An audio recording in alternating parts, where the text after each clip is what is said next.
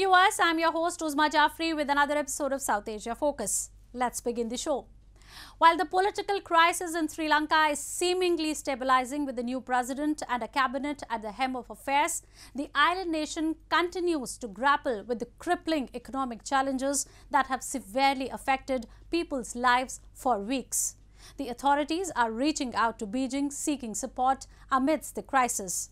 Moreover, a section of the society has warned that it will continue to protest against the incumbent authorities, for they blame the current leadership is just a splinter group of the previous rulers and they won't be any different in ideology and approach in coming times.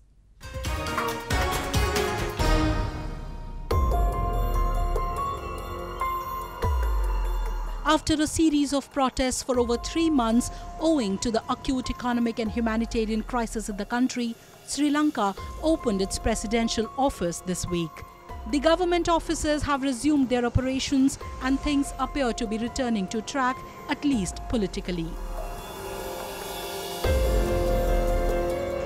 However, there are still factions who are not pleased with the new arrangements and continue to demonstrate against the new dispensation.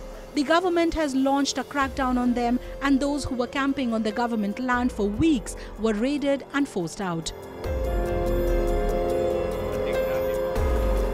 The demonstrators accused the Ranil Wickremesinghe government as no different from the previous Rajapaksa rule, as Ranil Wickremesinghe, who won the parliamentary vote, was Rajapaksa's first pick.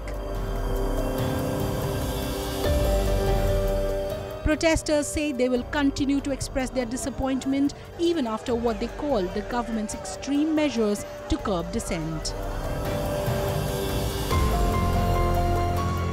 We are protesting for a just society and we are being attacked brutally, and we condemn and say we will continue this protest of love, whatever the attack they are going to give. Even today they might attack us, but we will resist and we will face it. Police and the Tri-Forces commanders has to accept the responsibility of this brutal, inhuman attack which has been staged on the Goldfest protest site. But we know that main responsible person of this attack is the Ranil Wickremesinghe. Meanwhile, the new Wickremesinghe government has vowed to pull the country out of crisis and says it is constantly working for the same. After the international community urged Chinese to come to the island nation's rescue a week ago, the Sri Lankan administration too has asked Beijing to come and help.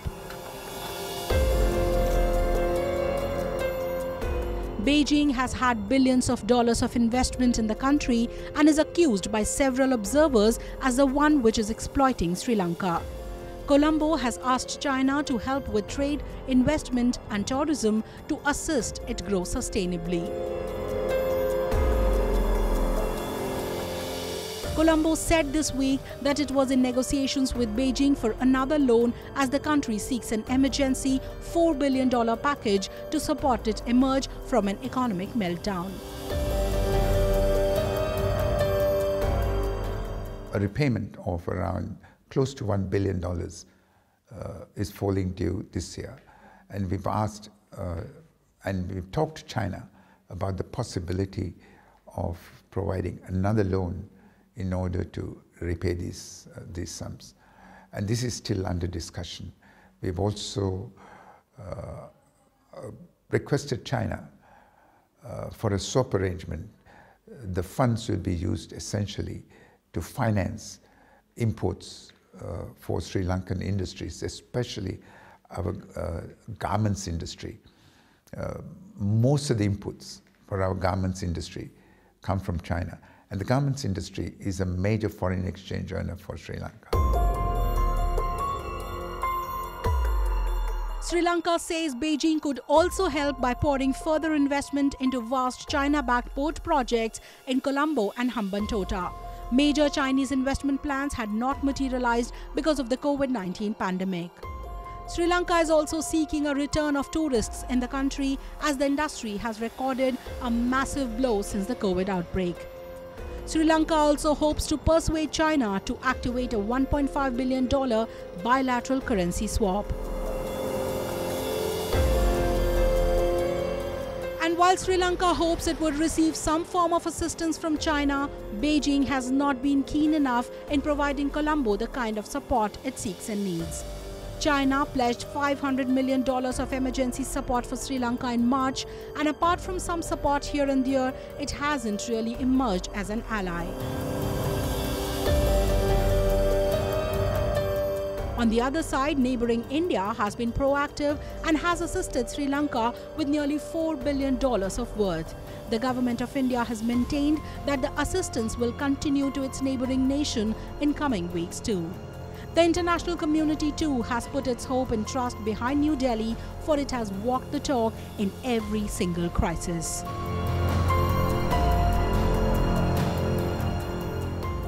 Moving on. The robust Indian democracy set another example for the world as a tribal woman took oath as country's president last week.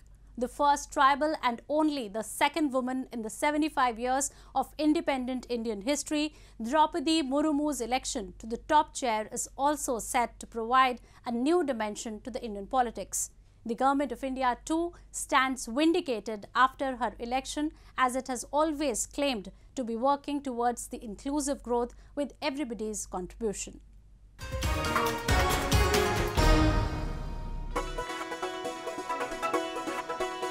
In another exemplary moment for the world's largest democracy, India has elected a tribal woman for the country's top position, the president. Draupadi Murmu was sworn in as the India's 15th president, becoming the country's first president from a tribal community to assume the highest public office in the world's largest democracy. मैं द्रौपदी मुर्मू ईश्वर की शपथ लेती हूँ कि Murmu, a 64-year-old teacher turned politician, will be the second woman to hold the largely ceremonial role as head of the republic. Born into the family of the Santhal tribe from the state of Odisha, Murmu started her career as a school teacher and actively participated in community issues. She later joined mainstream politics and served as BJP state lawmaker in Odisha before becoming governor of the eastern state of Jharkhand. ये हमारे लोकतंत्र की ही शक्ति है कि उसमें एक गरीब घर के पैदा होने बेटी, दूर सुदूर आदिवासी क्षेत्र में पैदा हुई बेटी भारत के सर्वोच्च संवैधानिक पद तक पहुंच सकती है.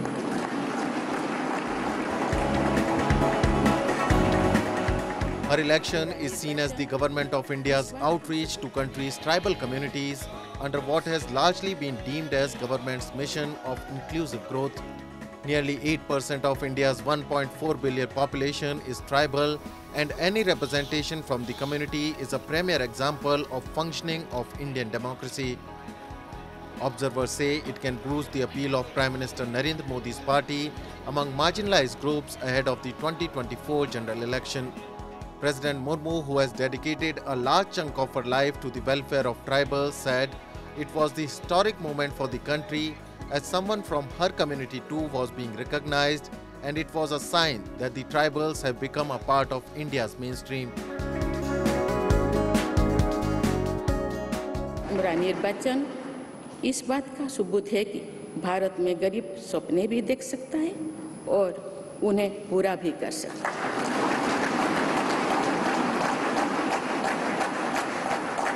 और ये मेरे लिए बहुत संतोष की बात है कि जो सदियों से वंचित रहे, जो जीवन विकास के लाभ से दूर रहे, वे गरीब, दलित, पिछड़े तथा आदिवासी मुझे ये अपना प्रतिबिंब देख सकते हैं.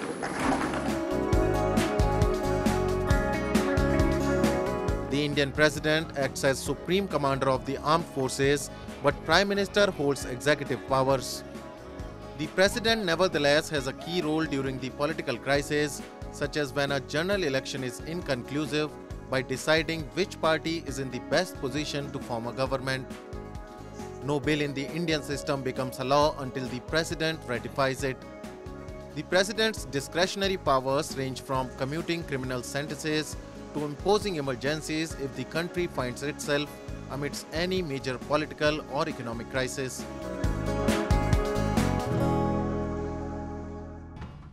Time now for Asia This Week. The stories from across the continent.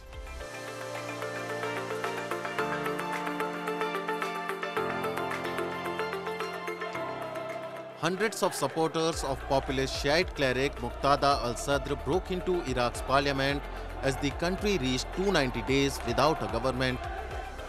Infighting among Shiite and Kurdish groups in particular has prevented the formation of a government, hampering reforms needed as the country struggles to recover from decades of conflict.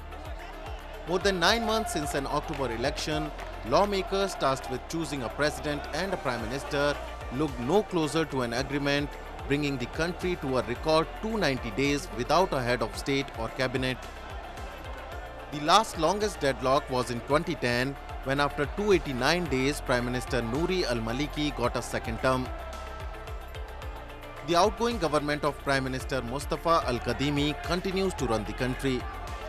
If parties cannot agree on a new government, Kadhimi might stay on as caretaker until new elections can be held. The paralysis has left Iraq without a budget for 2022, holding up spending on much-needed infrastructure projects and economic reform.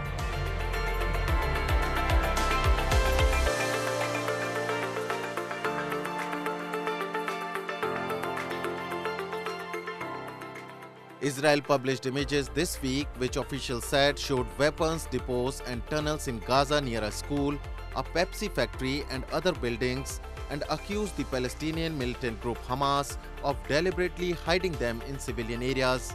The military's Southern Command released drone footage and coordinates which it said showed tunnels and weapons production sites in densely populated civilian areas, including near Al-Shifa Hospital and the Islamic University of Gaza. Other sites included a UN-run school, a medical clinic, a library and mosques. Hamas, the radical Islamist group which governs the Gaza Strip, rejected the statement. Gaza, a densely populated strip of land where some 2.3 million people live on a patch of 140 square miles, has been a constant point of conflict ever since Hamas took control of the area in 2007. Israel has fought 5 conflicts with Gaza since 2009, the most recent an 11-day war in May 2021 when Hamas fired thousands of rockets into Israel and Israel pounded the strip with airstrikes. Israeli military officials said Israel had a joint strategy of supporting economic opportunities for Gazans, including work permits allowing several thousand to work in Israel while maintaining strict military readiness to intervene.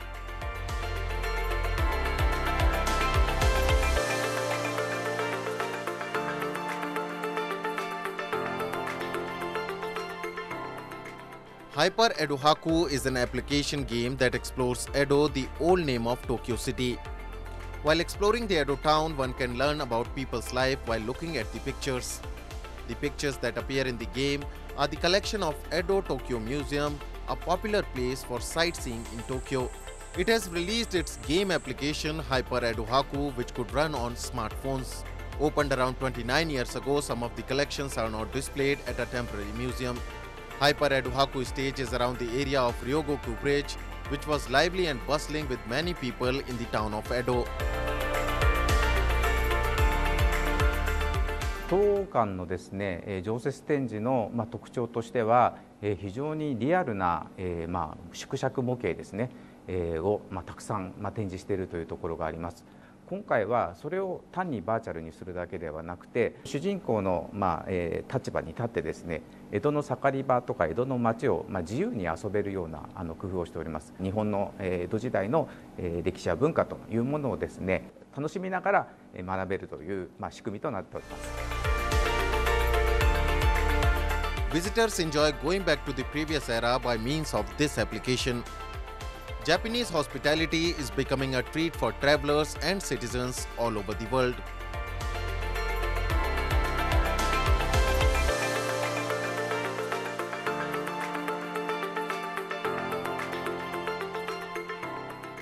Rinnai Australia recently announced a new renewable product technology which is designed to support Australia's clean energy mix future as Rinnai Global Innovation Manifesto, which seeks to achieve zero carbon emissions by 2050. We know that the future of that product development is tied intrinsically into Rinnai Japan's strength, which is electronics and core competencies in software. We think that with the great support of Rinnai Japan's IT and R&D network, Rinnai Australia will remain a very strong player in this market and regionally as a consequence. Rinnai Australia contributes to development of renewable energy utilization around the world.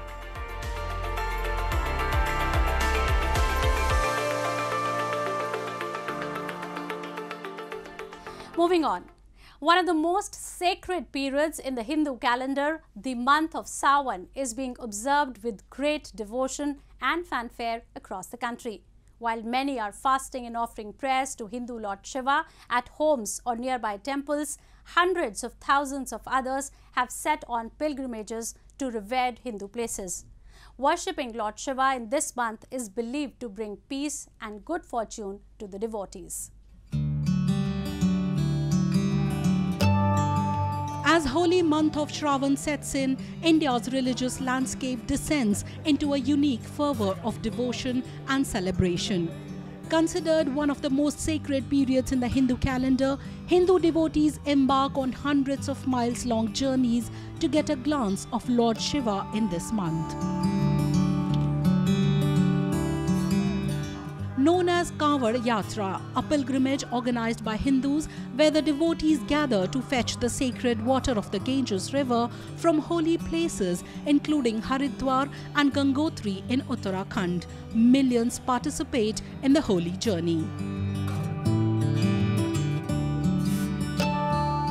People make offerings to the god and seek his blessings. As per Hindu scriptures, while Lord Shiva is the lord of destruction and is known for his anger, he is one of the most generous deities too, who bestows his devotees with overwhelming blessings. दूध चढ़ाया, पंचामृत चढ़ाया, गंगाजल चढ़ाया, बेलपत्र, भांग, धतूरा, फल चढ़ाया और मांगा बस आशीर्वाद। सर्वे भवन्तु सुखिनः, सर्वे सन्तु निरामया, सर्वे भद्राणि पश्यन्तु, मा कश्चित् दुःख भाग् भवेत्।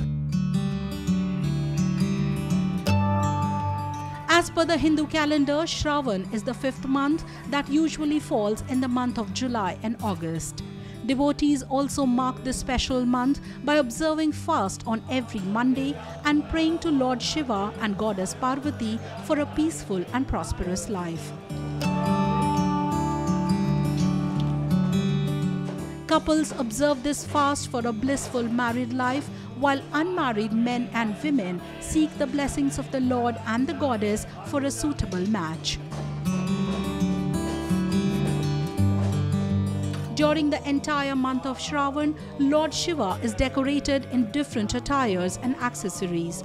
People who fail to make it to the pilgrimage sites visit their nearby places to observe the piousness of the month. बढ़िया मानते हैं, भोले बाबा की महिमा है, भोले बाबा का ही सब कुछ है और बाबा सबको बुलाता रहे, सबको साक्षात दर्शन दे, सबकी मनोकामना पूर्ण करे। यही भोले बाबा से सबके लिए सबका आशीर्वाद है, सबका प्यार है। हर हर महादेव, हर हर Mahadev. A large participation of people during such festivals reflects their understanding of preserving their culture, traditions and rituals.